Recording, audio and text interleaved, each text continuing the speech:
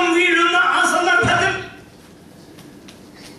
ലോകത്തിന്റെ സകല പാപത്തിന്റെ കുറ്റവും ഏറ്റെടുക്കുന്ന ആ പാനപാത്രം വാങ്ങി കുടിക്കാനായിട്ട് താനായിരിക്കുന്ന സന്ദർഭത്തിൽ യേശു കർത്താവ് പറയുന്ന ഒരു കാര്യമുണ്ട്. പിതാവേ, നിനക്ക് സകലവും കഴിയുമല്ലോ. വായിച്ചിട്ടുണ്ടോ? നിനക്ക് സകലവും കഴിയുമല്ലോ എന്ന് പറഞ്ഞാൽ എന്താ? ഈ പാനപാത്രം നീക്കിയിട്ട് മനുഷ്യരെ രക്ഷിക്കാനും നിനക്ക് വേണമെങ്കിൽ കഴിയും. എന്നിട്ട് പറയുക, എങ്കിലും എന്റെ ഇഷ്ടമല്ല, നിന്റെ ഇഷ്ടം എന്നിൽ നടക്കണം. എന്റെ പ്രിയരെ, ദൈവത്തിന്റെ ഇഷ്ടം നടക്കുവാനായിട്ട് ആഗ്രഹിച്ചാൽ അതിന് ദൂരവ്യാപകമാകുന്ന ഫലമുണ്ട്. നമ്മളത് മനസ്സിലാക്കി. നമ്മുടെ ഇഷ്ടത്തിന് വേണ്ടി നാം ആഗ്രഹിച്ചാൽ താൽക്കാലിക സന്തോഷമുണ്ടായെന്ന് വരും. എന്നാൽ ദൈവ ഇഷ്ടത്തിന് വേണ്ടി ആഗ്രഹിച്ചാൽ നിലനിൽക്കുന്നതാകുന്ന സന്തോഷം നമുക്കുണ്ടാകും. അത് നമ്മൾ വളരെ വ്യക്തതയോടെ മനസ്സിലാക്കണം.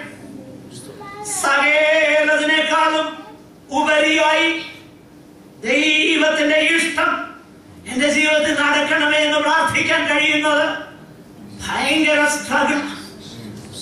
എന്നാൽ അത് നമ്മൾ ആഗ്രഹിക്കുന്നുവെങ്കിൽ അതുപോലെ അനുഗ്രഹിക്കപ്പെട്ട വേറൊന്നുമില്ല. അതുപോലും ദൈവത്തിന്റെ ഇഷ്ടം താൻ ചെയ്യാനായിട്ട് ആഗ്രഹിക്കുമ്പോൾ അതെത്ര അനുഗ്രഹിക്കപ്പെട്ടതാണെന്ന് പറയാം. ജോൺ ബെനിയനെ കുറിച്ച് നിങ്ങൾ എല്ലാവരും കേട്ടിട്ടുണ്ട്. ജോൺ ബെനിയൻ എന്ന് പറയുന്ന പ്യൂരിറ്റൻ സെയിന്റ് ഇംഗ്ലണ്ടിൽ 17-ാം നൂറ്റാണ്ടിൽ ജീവിച്ചിരുന്ന വ്യക്തിയാണ്. താൻ സുവിശേഷത്തിന്റെ സത്യ വെളിച്ച് തന്റെ ഹൃദയത്തിലേക്ക് ദൈവം കൊടുത്തു കഴിഞ്ഞപ്പോൾ താൻ ആ സുവിശേഷം പ്രസംഗിക്കാൻ തുടങ്ങി. അധികാരികൾ തന്നെ പിടിച്ച് ജയിലിൽ അടച്ചു. ജോൺ ബെനിയൻ ജയിലിൽ പ്രസംഗിക്കാൻ തുടങ്ങി. ജയിലിൽ പ്രസംഗിക്കാൻ തുടങ്ങിയപ്പോൾ ജയിൽ പുള്ളികൾ കേട്ടത് മാത്രമല്ല, കുറച്ചു ദിവസം കഴിഞ്ഞപ്പം ആ ഗ്രാമത്തിലുള്ളവരെല്ലാം ജയിൽ പരിസരത്തേക്ക് കടന്നു വരാൻ തുടങ്ങി പ്രസംഗം കേൾക്കാൻ. ഇത് കണ്ടു കഴിഞ്ഞപ്പം അധികാരികൾ മനസ്സിലാക്കി ഇങ്ങനെ വിട്ടാൽ ശരിയാകത്തില്ല. ഇതിനെ സോളിറ്ററി കൺഫൈൻമെന്റിലുണ്ട്, ഏകാന്ത തടവിൽ. അങ്ങനെയാണ് ഏകാന്ത തടവിലേക്ക് ജോൺ ന്യൂട്ടനെ മാറ്റി, ബെഡ്ഫോർഡിൽ, ഇംഗ്ലണ്ട്. ആ ഏകാന്ത തടവിൽ കിടന്നിട്ട്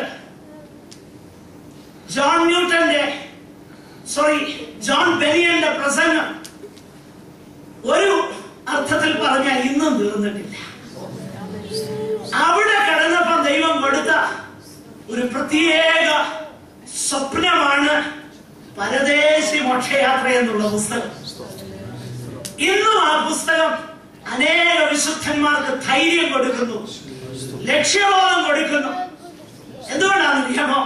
പ്രിയമുള്ളവരെ, ദൈവത്തിന്റെ ഹിതം സമ്പൂർണതയുള്ളതാണ്, അത് പ്രസാദകരമാണ്, അത് ഏറ്റവും നല്ലതാണ്.